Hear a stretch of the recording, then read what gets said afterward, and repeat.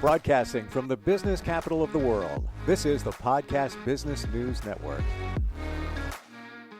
And welcome back, everyone. I have learned so much about what is going on in our world concerning therapy.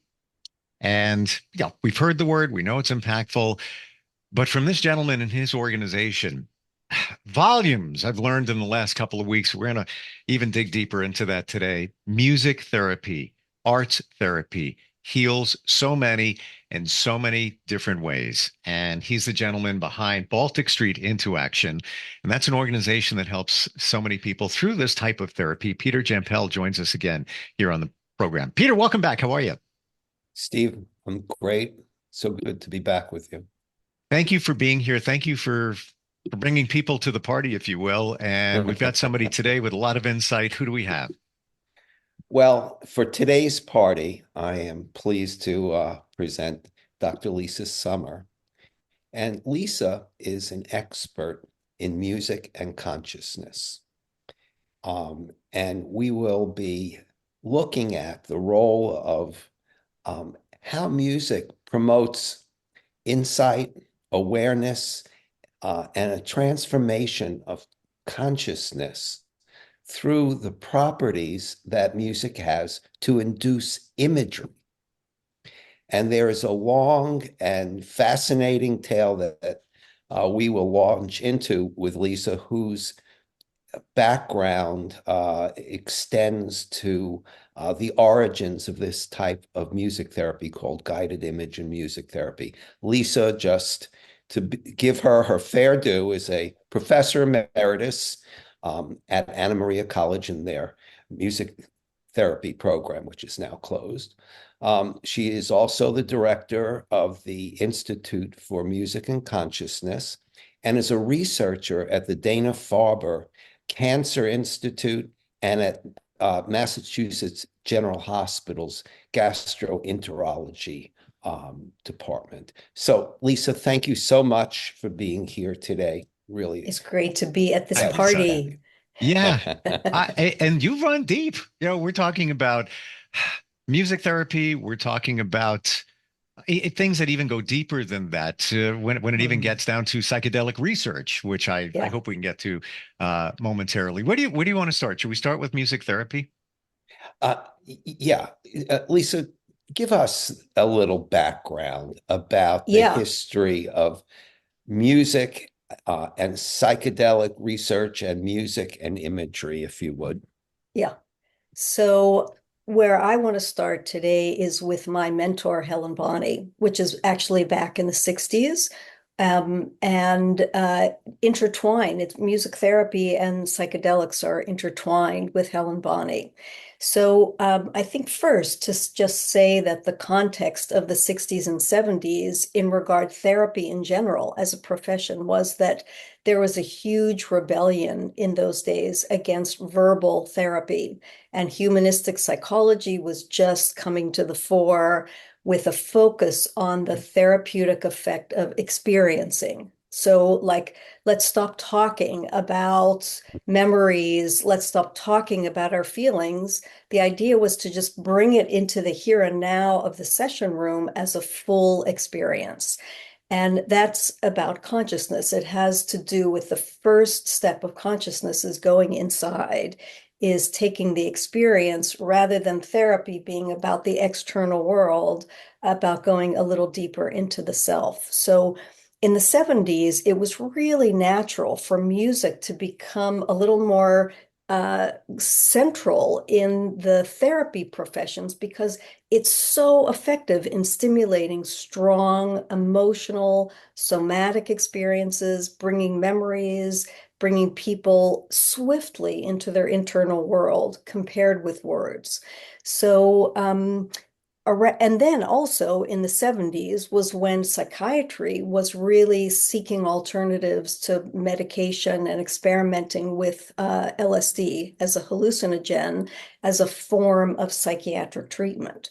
And so their idea was also experiential, was that instead of a psychiatric patient taking a long-term medication for depression, what if we could give this one-time, very high dose of LSD that threw a patient into a really strong inner experience that lasted a whole day long, that maybe that could be not only life-changing in the external world, but it could somehow reconstruct the inner world because of its power.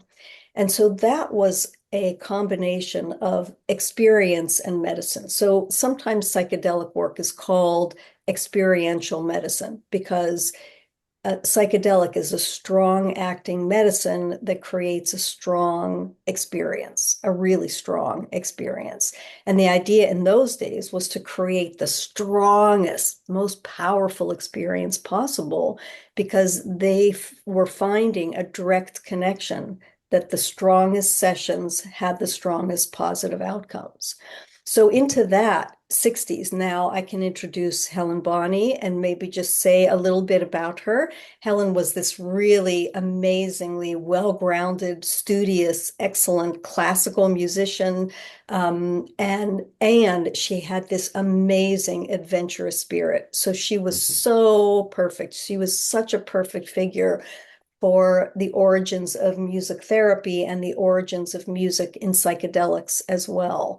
And she was she went to the Maryland Psychiatric Research Center where they were doing LSD research. It was a really incredible landmark study for psychedelics. And they were already using music. So this idea that somehow music and psychedelics are really closely linked. And Helen learned how to create music programs. So, hearing all that, it's not surprising that the music that she used and that they were using was very evocative, very strong. And what they discovered was a kind of profile. They discovered, and what Helen learned was how to program music for a psychedelic profile, which meant how to link pieces together so that it aligned with the intensity, with the drug's intensity over a period of 12 hours. So that became called music programming, and it came into the psychedelic literature. In the psychedelic literature, it's called playlists, which I disagree with. I call it music programming. In music therapy, we call them music programs that are programs that are linked together for a specific purpose. So Helen became an expert in music programming. Wow. Lots to digest there, but I want to thank you for bring up the point about therapy. How back in the day, you say the word therapy, people would look at you, that's, oh, somebody has a problem. Oh, we can't look at that. You got singled out. And the psychedelics in terms like LSD, again, taboo from the same period in time.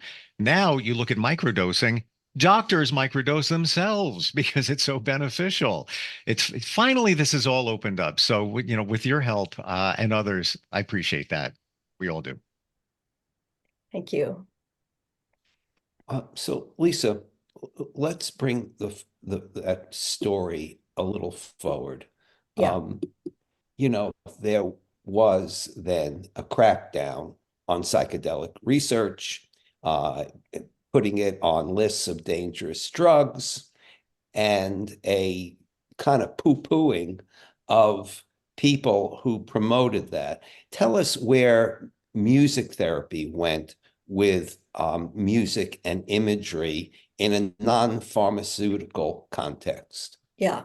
So when the government shut down that LSD research, actually at almost around the same time, Helen made a really shocking discovery. She actually gave a sort of demonstration session to someone without the LSD. She just had them lie down, listen to music, and guided them. And what she discovered, which was really shocking to her, was that without the LSD, with just the same kind of music, it created the same kind of experience as LSD.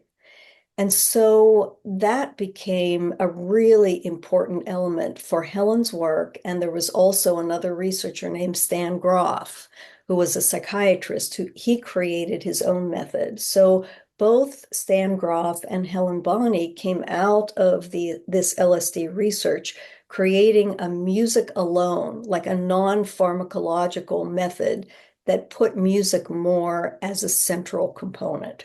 And what Helen did, Helen's method is a little bit more a replication of the LSD work than Groff's was. She just basically took the exact treatment protocol from the LSD research, compressed it all into a 2-hour therapy session. And then she created different music programs. So then she wasn't held to a specific profile. She started creating different kinds of programs for practitioners to use. So she created a method that's called GIM, Guided Imagery and Music. Usually we call her way of doing it the traditional method. We call it the Bonney method. And that method entered in the 70s, entered the repertoire of sort of self-help. It became a sort of established humanistic transpersonal method for personal growth. It was like in the human potential movement. It wasn't so well grounded as a therapy, actually. And that was when I went to study with Helen. That was in the late 70s. And there weren't even very many therapists studying GIM. But when I studied GIM after my training, I got a job at a psychiatric hospital working with patients with mood disorders, substance use disorders. And of course, the GIM method, which was so strong, was way too strong for psychiatric patients. And so after my training in GIM, I needed to adapt what Helen did and create safer, gentler experiences. So what I did grew into a clinical model of GIM. So Helen's model was more for well adults, and I grew a clinical model. And that clinical model is what Helen wanted. She wanted to expand the scope of practice. So I created simpler, more flexible strategies, more diverse music, shorter music, using the client's music. And then in the 80s, Helen and I blended her traditional GIM and the clinical model together into a training at the Bonney Foundation. The 80s and 90s, that all grew. I'm still carrying on Helen's GIM legacy, and doing that clinical work, but for me, mostly training. So interesting. You mentioned about the patient's music, and I'm intrigued. Music lover. I've been playing music on the radio. I won't even tell you how long, since I was 17. So it resonates with me. How is that done when you work with somebody in terms of this type of therapy, picking out certain music as opposed to you selecting the music or sounds for them? Yeah. I think what I would say, Steve, is that when I see a client initially, the most effective way to create a relationship, a safe relationship, one that empowers the client as well, is to use the music that they bring to me Mm. rather than them looking at me as the expert, like I'm here to choose music for you. Because actually, each person is kind of like the expert of their own music preference. And almost everyone that I've ever seen in therapy, that I've ever trained, has an impulse for using music in a healthy way. Like here's the music that relaxes me. Here's the music that pumps me up. Here's the music that does this. So when you slow a person down to think about how they choose music in their daily life, then it's usually a really simple process to pull from what they already use and what they already know in a way that can be harnessed as a therapeutic to start with. Almost sounds like it's the baseline. Exactly. Wow. Yeah. Yeah. Fascinating. Peter? Yep. Well, I think we have a picture now of kind of the evolution of using music in a way that's consistent with a kind of client-centered approach that uh, integrates client preferences and strengths and use that as a foundation for developing a relationship with the individual, and also how music promotes imagery and it facilitates awareness and a transformation of consciousness and insight. Um, and I think with that understanding, we can take a look now at the modern uh, development of how music and psychedelic research has taken a leap forward into new areas of addressing stress disorders, people in chronic pain. Um, it, your current research, Lisa, in working at the Dana-Farber Cancer Institute addresses how specifically psilocybin can be an asset in working towards pain management, a sense of how people become hopeless in the face of constant pain and suffering. Can you talk now about where your research is, where the field of music therapy works together with this new research? Yeah, so I think it's not coming together yet. Music therapy and psychedelic research is not exactly together yet. Okay. And what I can say is that when I was brought onto the team at Dana-Farber, I was really just considered a music programmer. And but that as I attended team meetings, that my team started realizing that I was also a therapist, even though they knew I was a therapist. The idea of music therapy was so unknown. Um, so I think that's what's happening now, maybe, is that the idea of so that the idea that music, okay, yeah. So when I got onto the team, the idea was that I would create a music program. I was outside the team. I would hand them a music program and they would use that. They would take that as a tool to use for their clients, and they would give it to the clients on the dosing day, as is done in almost every psychedelic session. Music is really closely linked with the dosing day. And then what became apparent was actually I wasn't going to make a music program that was from my music, because I cared about the music from the treatment team. So all the therapists who were going to give the therapy, I wanted to know their music preferences as well.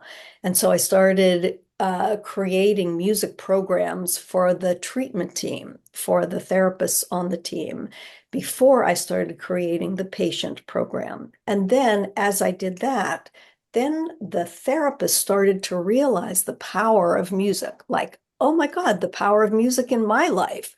Well, hey, our clients are coming. Oh my God, the clients have their own relationship with music. Maybe we should ask them what music they listen to. Maybe we should listen to their preferences. And then the idea that why would you introduce music just in the dosing session when we have two preparatory sessions? How unthoughtful it is to not introduce music at the beginning. If music, yeah, maybe I would say it this way. Peter, in music therapy, we often say music is the co-therapist. And so we say there's a therapeutic triad. And to say it bluntly, you wouldn't introduce a new therapist in the middle of therapy and just say, hey, for this really important dosing session, here's a new person that's going to come in. You've never seen them before. You have no idea what they are. Right. So this idea that of music truly being a co-therapist that the client is going to develop a relationship with.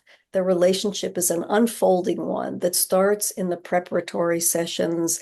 They start to listen to a little bit of the music program before the dosing day, and that the patient's program is also made of the preferences of the therapists as well, the musical considerations from the therapist as well.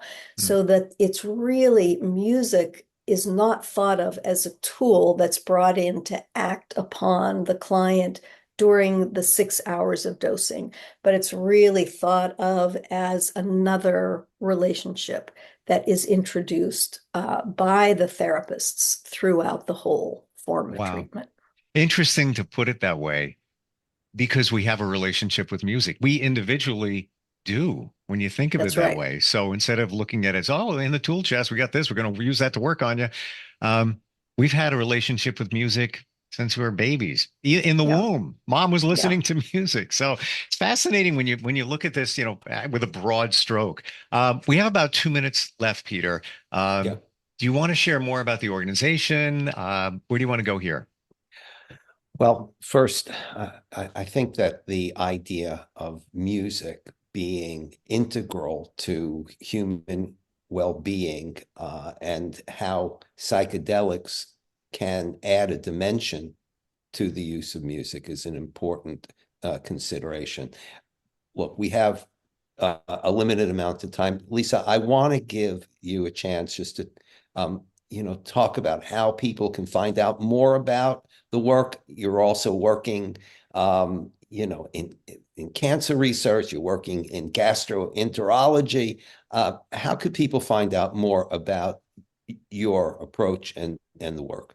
Yeah, so I'm happy to hear from anyone in my Gmail account, which is lsummer777@gmail.com. That's the best way to reach me. There's a really nice, a really good conference at MGH, Massachusetts General Hospital. It's the 4th annual psychedelic conference. You can just look up Mass General Hospital. It's November 16th and 17th. So I can recommend that as an excellent conference to attend. I'll be giving a presentation about music and psychedelics. But if you're interested in GIM or anything else, and Dana-Farber is an amazing place for cancer care. So amazing in Boston. Wow. I appreciate you bringing this to light and demystifying all of it and taking away the stigma from all of this. Again, you say LSD, psychedelics, those who don't know, just put it to the side and don't even want to discuss it. But finally, it's being realized that there's a place for that and also music therapy. Baltic Street into Action, Peter, if somebody wants to learn more about the organization, best way to do that? Come to our website, balticstreetintooaction.com. Thank you so much for sharing your experiences and thoughts about this. Really appreciate it, Lisa. Thank you. Thank you so much, Lisa. Thank you, Peter. And we'll be right back. Are you looking for even more of the podcasts and hosts that you love? The Podcast Business News Network is proud to announce that you now have even more ways to listen live. Check out the MyTuner Radio, online radio box, and Simple Radio apps on iOS and Android, or find us online. Search for Business News Network on mytuner-radio.com, or search Podcast Business News Network on streama.com and onlineradiobox.com/US. Take your podcasts on the go and don't miss a minute of the action.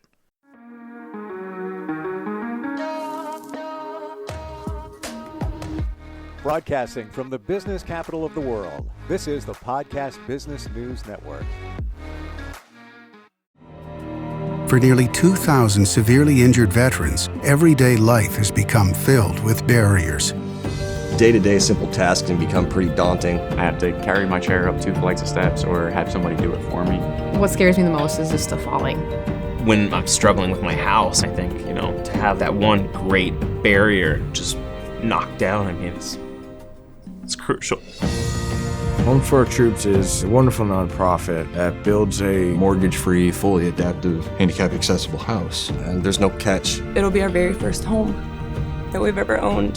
This is a game changer. This is where your life begins again. We need you to join us in completing this important mission. Please visit hfotusa.org and help build homes and rebuild lives. Because of you, everything's going to be okay.